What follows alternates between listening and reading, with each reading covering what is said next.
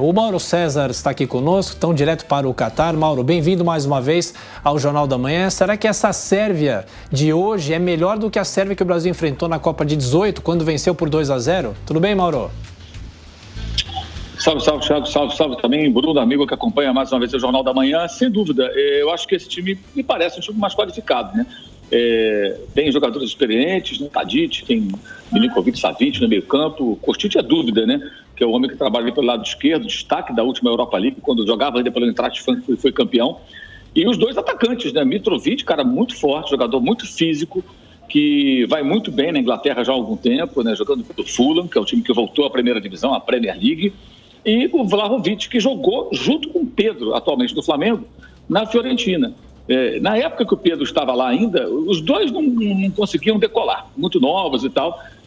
A equipe italiana negociou o Pedro com o Flamengo por empréstimo, depois definitivo, e apostou no Vlahovic, e acertou em cheio, tanto que o jogador desandou a marcar muitos gols, foi vendido para a Juventus por 70 milhões de euros, uma venda elevadíssima, e é o outro atacante que vai formar a dupla, tudo indica, com o Mitrovic. Então, um time que deve ameaçar o Brasil, deve dar trabalho à defesa brasileira, esse time da Sérvia, que, pelo retrospecto que o Bruno destacou e pelos bons valores, eu citei alguns aqui, entre outros, é um time que deve realmente oferecer um desafio tremendo para o Brasil. Eu acho que, pelo menos em tese, das ditas favoritas de sempre, né? Argentina, Brasil, Alemanha, Espanha, até a Inglaterra, que foi semifinalista da última Copa, a Croácia, vice-campeã, França, o Brasil tem pela frente o adversário mais difícil. Todo mundo pegou times medianos para baixo. E o Brasil pega um time que é mediano para cima, digamos, que pode realmente incomodar. Bruno? Mauro, prazer falar com você. Sobre a seleção brasileira, né? Você falou da Sérvia, um adversário duro.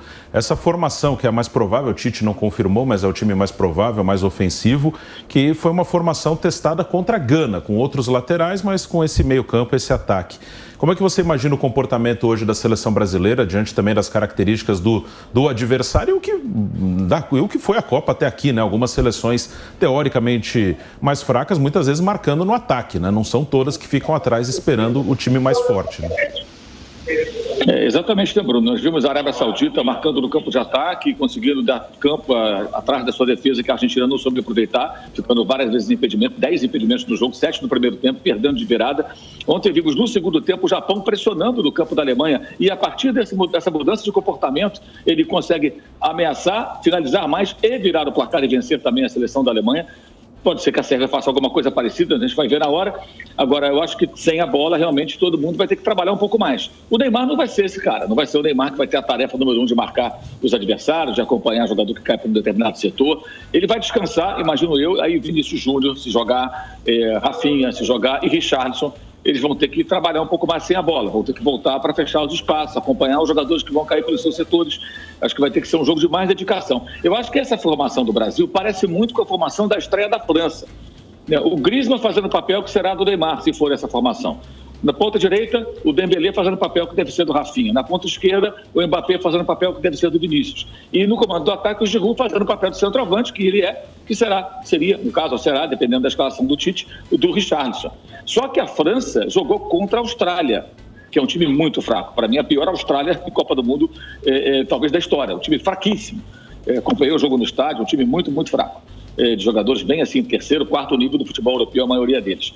Enquanto a Sérvia não, é um time mais qualificado, tem jogadores de times grandes, jogadores melhores, ou seja, seria uma escalação, ou será uma escalação bem ousada, mas eu gosto, acho legal que o Tite saia um pouco daquele seu pragmatismo e com o material que tem em mãos, com os jogadores dos quais dispõe, ele pense de uma forma um pouco mais ousada. É possível sim jogar com esses jogadores todos e manter pegada, marcação, jogo sem a bola, desde que todos se concentrem e estejam preparados para trabalhar intensamente no momento que a bola for do time sérvio. O caminho do Brasil, né, não é fácil.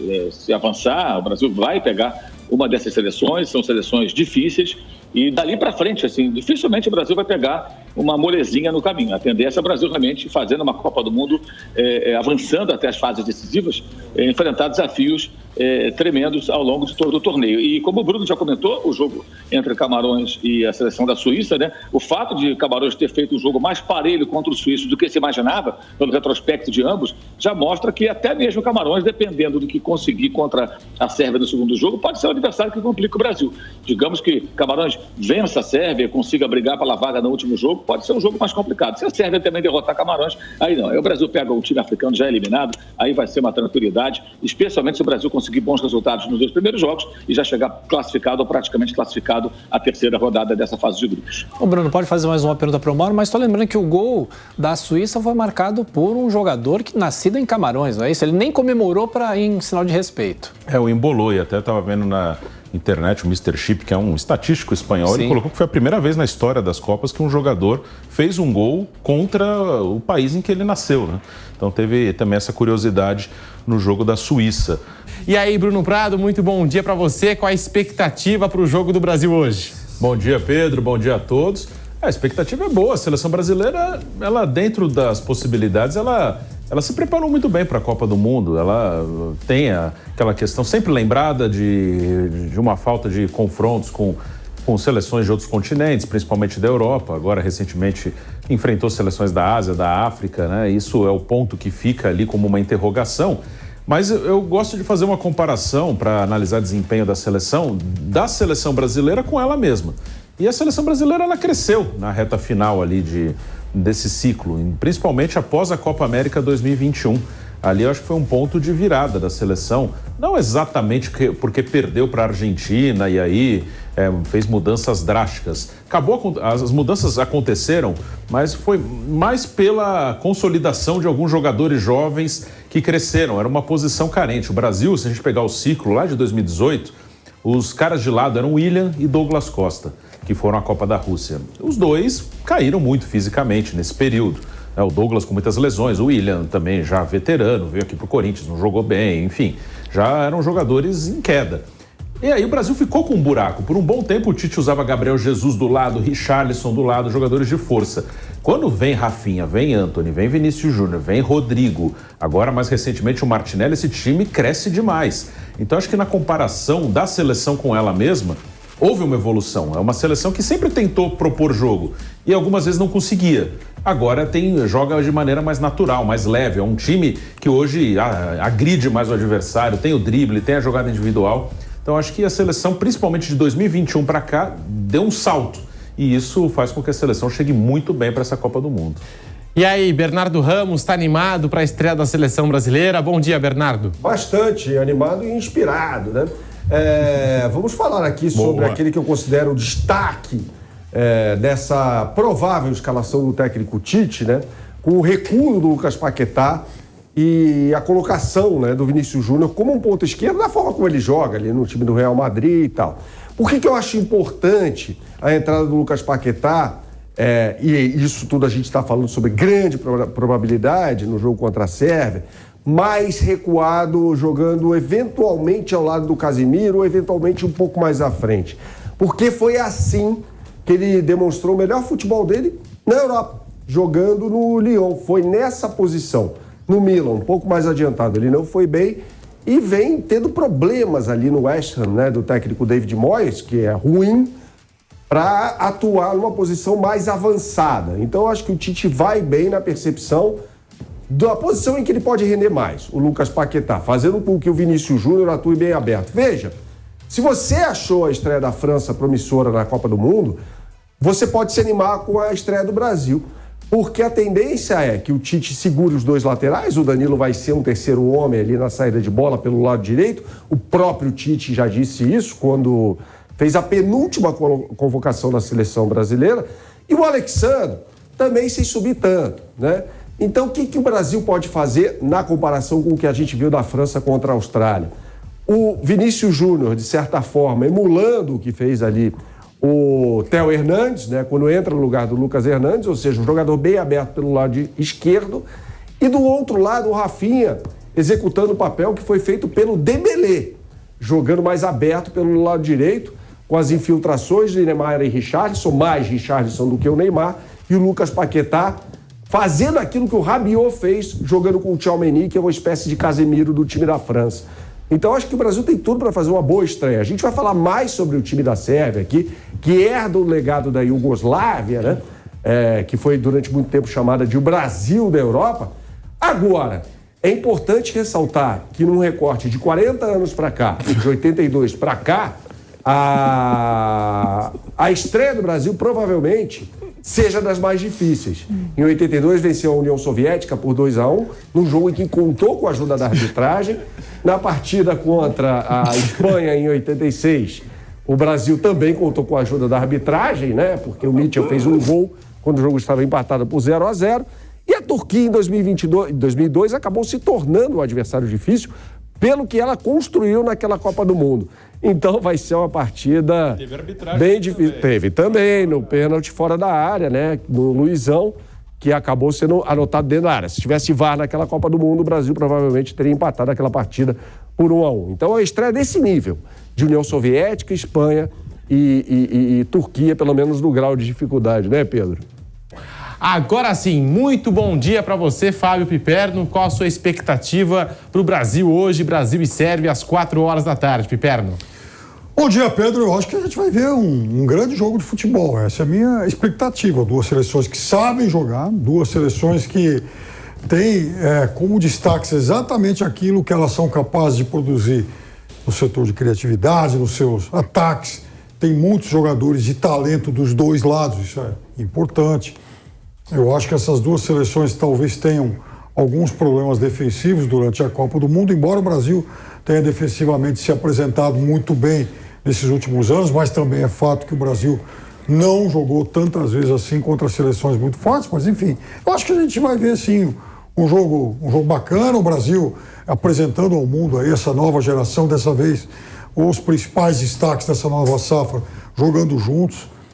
É um dia também de agradecer um personagem que é muito pouco lembrado aqui do Brasil, chamado Reinaldo Rueda, porque esse cara foi quem de fato efetivou o Paquetá multifuncional no Flamengo, um cara que naquele momento jogou de volante a centroavante, jogou em todas as funções. Final da Copa do Brasil. Final da Copa do Brasil e Sul-Americano de 2017. Centroavante. Vinha gradualmente lançando também o Vinícius Júnior, que entrava já, né, sempre em segundo tempo. Esse cara foi importante nesse processo todo.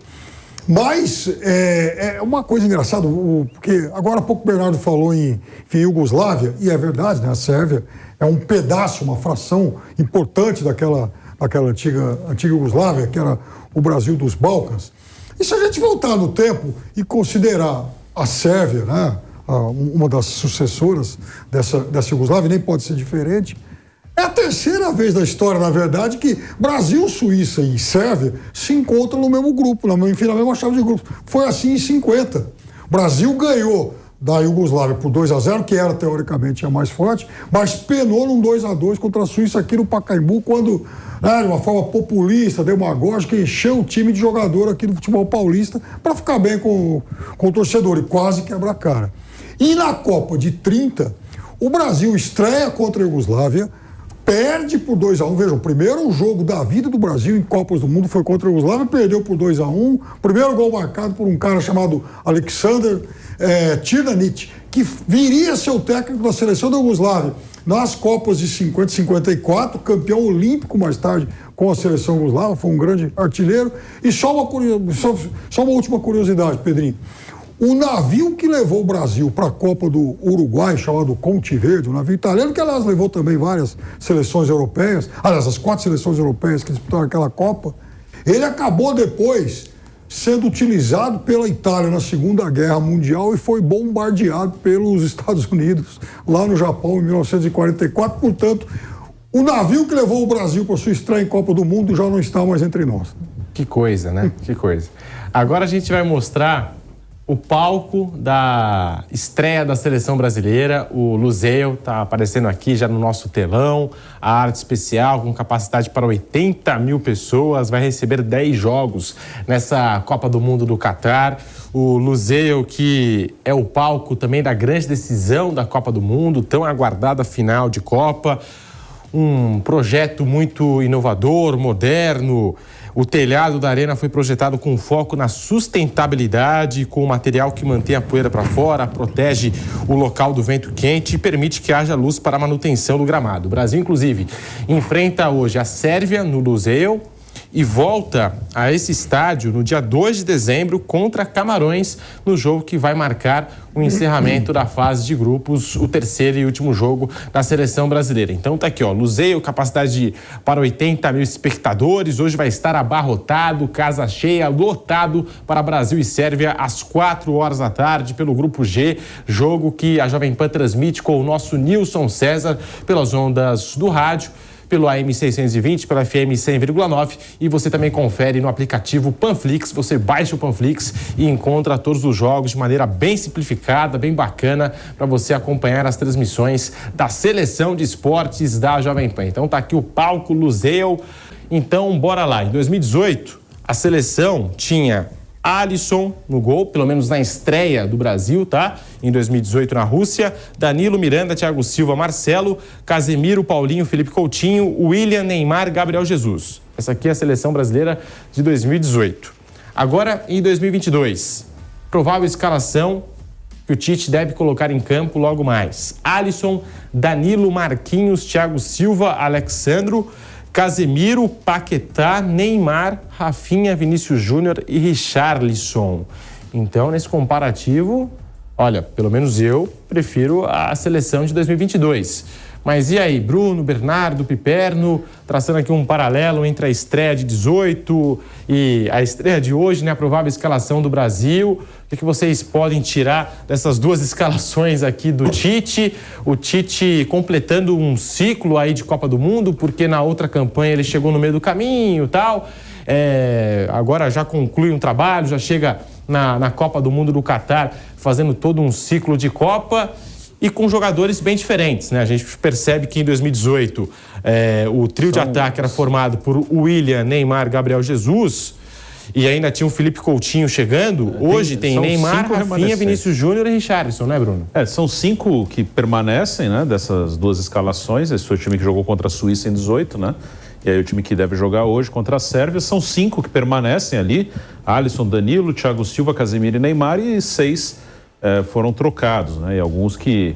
O Gabriel Jesus, que foi titular, tá no banco hoje, né? Então tem alguns jogadores que ainda estão na seleção brasileira. O Marquinhos estava no banco em 18, agora é titular. Eu acho esse time de 22 melhor. O Tite teve mais tempo de trabalho também. Em 2018 ele tinha 2 anos de trabalho. Mas eu acho que a maior diferença, acho que os times titulares, eu até acho, como eu falei, esse de atual melhor, só que não é uma diferença tão grande. Eu acho que a maior diferença está no banco, nas opções, né? Eu acho que hoje, se precisar mexer no jogo durante a Copa, até mudanças no time titular, o Tite tem muito mais opção hoje do que em 2018. Em 2018 ele tinha no banco o Renato Augusto, o Douglas Costa, o Firmino, de opções assim para tentar mexer. Foram as alterações do jogo contra a Bélgica, lembrando que dessa vez ele pode fazer 5 alterações, diferentemente do que aconteceu em 2018. E agora, colocando esse time provável titular, hoje ele terá no banco, se ele precisar mexer, Antony, Rodrigo, Gabriel Jesus, Martinelli, Pedro, Everton Ribeiro, Bruno Guimarães, enfim, eu acho que hoje ele tem mais opção. Naquela Copa tinha o Tyson, que era um cara que acabou nem jogando, um cara que estava abaixo mesmo do nível dos que estão aí hoje. Então, hoje ele tem, o elenco é melhor. O time titular, acho que dá para discutir, mas o elenco hoje, as opções, o Tite tem muito mais opção para mexer no time.